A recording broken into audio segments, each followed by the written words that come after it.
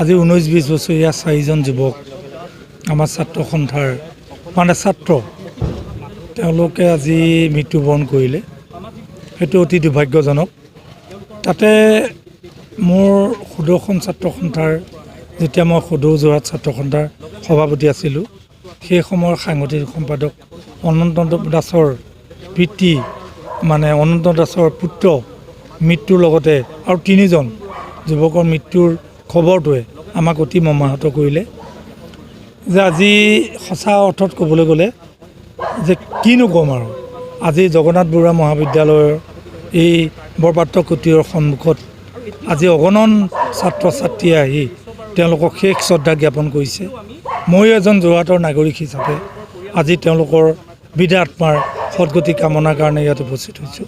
হয়, যোৱাকালি গুৱাহাটীৰ পৰা যোৰহাট অভিমুখে এখন অভিশপ্ত গাড়ীত বিশেষকৈ যোৰহাটৰ 4জনকৈ ছাত্ৰ অকাল মৃত্যু হ'ল। আচলতে ঋষভ দাস আৰু লোহিত দাস বোলাৰ যিজন ছাত্ৰ, সেইজন আমাৰ জে বি কলেজৰ ছাত্ৰ হয়। তেওঁলোকে জে বি কলেজৰ প্ৰত্যেকটো কাম কাজৰ লগত জড়িত। তেওঁলোকৰ প্ৰতিভা আছিলে, লগে লগে তেওঁলোকৰ সামাজিক দায়বদ্ধতাও আছিলে। আজি কেইদিনমানৰ আগলৈকে কলেজৰ বিভিন্ন কাম কাজৰ লগত তেওঁলোক ওতঃপ্ৰোতভাৱে জড়িত হৈ আছিল। কিন্তু ঘপককৈ এনেকুৱা ধৰণৰ যিটো ঘটনা সংঘটিত হ'ল, তাৰ কাৰণে আমি অতিশয় মৰ্মাহত হৈছোঁ। বিশেষকৈ আমি কেইদিনমান আগলৈকে তেওঁলোকৰ লগতে আমি থাকোঁ, তেওঁলোকৰ লগতে আমি বিভিন্ন ধৰণৰ পৰিকল্পনাৰ কথা আমি চিন্তা কৰোঁ। আৰু ঋষভ দাস বিশেষকৈ খেল জগতৰ লগত প্ৰত্যক্ষভাৱে জড়িত। শেহতীয়াকৈ আমাৰ এই মহাবিদ্যালয়ত অনুষ্ঠিত হোৱা এখন খেলৰ লগত তেওঁ ওতঃপ্ৰোতভাৱে জড়িত হৈ আছে। আৰু বিশেষকৈ তেওঁলোকৰ সামাজিক দায়বদ্ধতা থকাৰ লগে লগে সমাজখনৰ প্ৰতি কিবা এটা কাম কৰাৰ কিন্তু তেওঁলোকৰ মানে চিন্তা আছিলে। আৰু আজি যি অকাল মৃত্যু হৈছে আমি মানি ল'ব পৰা নাই। এতিয়াও যে এনেকুৱা ঋষভ আৰু আমাৰ মাজত লোহিত নাই, এই কথাটো আমি এতিয়াও মানি ল'ব পৰা নাই।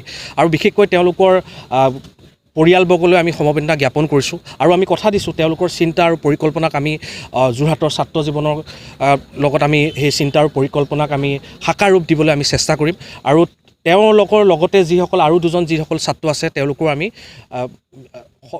শ্ৰদ্ধাঞ্জলি জ্ঞাপন